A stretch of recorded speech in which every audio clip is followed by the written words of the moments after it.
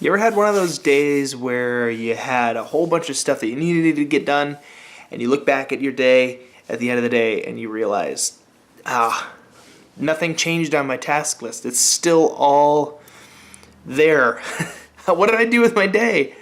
I had one of those days today, and I was just kind of going back through. I was talking with my wife Lisa about the day and like how things kind of like added up and stacked up. New meetings got added, new priorities kind of got I all of a sudden I realized, whoa, I should really be focusing on this instead.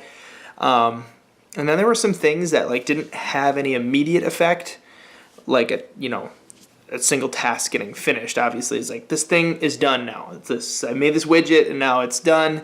I can mark it off my task list.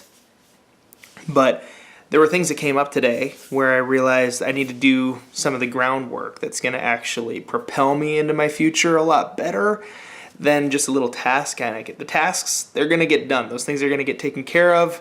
Eventually, I have to just trust that right now it's important to focus on this and get this thing figured out, this bigger problem. Well, so I started working on the bigger problem, right? And the problem with the bigger problem is that oftentimes there are bigger solutions that are needed. And so I'm sitting there meeting with a coworker, and we're talking through stage presence and how are we going to change the way that we look and act and engage visually on stage and that kind of stuff. And we spent a whole bunch of time just sifting through videos of different worship teams and all that, just trying to figure out like what are some good examples. And what we found was that there are a lot of great worship teams out there doing great things.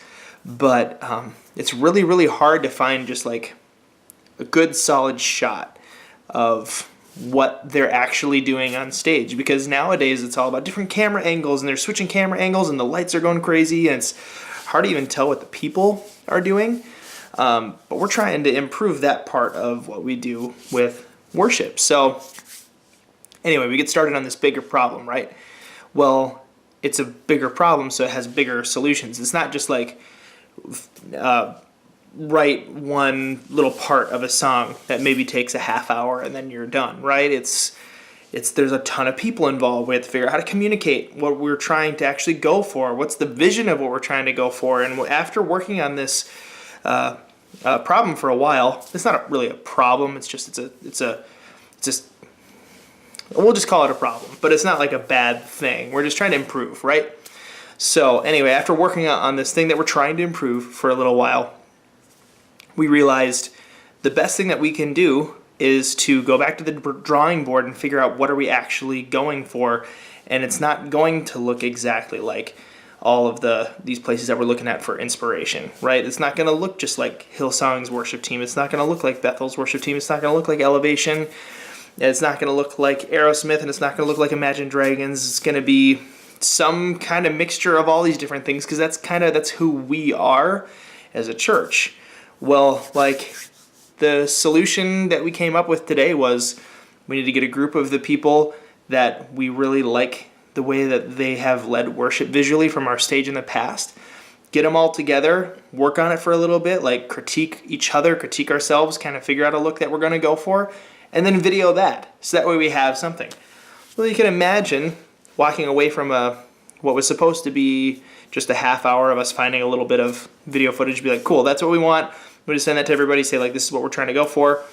What was supposed to be a half hour turned into an hour and a half of us talking about what we were going to try to do, and then eventually going back to the drawing board, like completely going back to the drawing board and saying, none of this is what we want. We want something completely different. So I walked away from that feeling kind of like, well, oh man, that felt like such a waste of time. Like we're back where we started, even though we were trying to get to, from point A to point C. It felt like we went from point A to point B and a half back to point A again. And the truth of the matter is really this. We weren't trying to go from point, I'm trying to think of a better metaphor, but basically we weren't trying to get to point C by means of point B. It's like we had to go through this process to eventually get to where we wanted to go. So if we didn't engage in this process of doing the research, figuring out we need to go back to the drawing board, and go back to the drawing board and then actually get forward momentum and forward movement. If you didn't engage that hour and a half long process, we would still be back all the way at the beginning. Because there's this weird fallacy that happens in our minds, right? We think that we're going all the way back to the start, but with any kind of failure or any kind of hiccup that you have in a plan or whatever, it's not like you've lost ground. You've actually made ground, and you were going to have to go through that process anyway, so you did all the work to get halfway there. So like for me, I feel like we're more than halfway there now, because now we know what we need to do to solve the issue. Let's bring this into another term. So songwriting, I tell people this all the time, that like your first 50 songs are going to be awful. So just get started writing. Write 50 songs. You know, you could write 50 songs in 5 days if you really had time, you really set aside time to do it, right? But those first 50 songs are going to be dumb, and you're going to probably hate them, and you're not going to want to show them to anybody. So you can either draw out that process and make your first 50 songs last 2 years, or you can say, I'm going to sit down and I'm just going to start writing. I'm going to write a song a day, no matter how good or how bad it is. I'm just going to write it, maybe do like a quick little recording of it, but I'm just going to try to barrel through those 50 songs or those 100 songs, so that way I can start developing this ability to write songs. Because it's a practice, it's a learned thing, and people sometimes say like, oh, if I wrote a song and it didn't work, I'm back at the beginning, I have to start all over again. And it's like, no. Writing music or writing books or making films or doing anything in life is all about this process of you're getting better and better at it.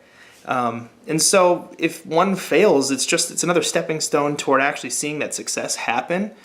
And so just embrace that. And it was funny how I've told people to do that with songwriting, yet today I walked away from work feeling kind of down a little bit, because it was like I had a few of those kind of circumstances happen today at work, or even just in normal life, where today I was just kind of like, oh, I feel like I didn't really accomplish anything, you know? But at the end of the day, I look back at it and I realized, no, I made a lot of progress, made a ton of progress. In fact, it wasn't like I just sat around and didn't do anything. I was actually making forward movement. I just didn't have an end product to be able to hold in my hands yet. But I'm one step closer to being there for these big projects that I'm working on.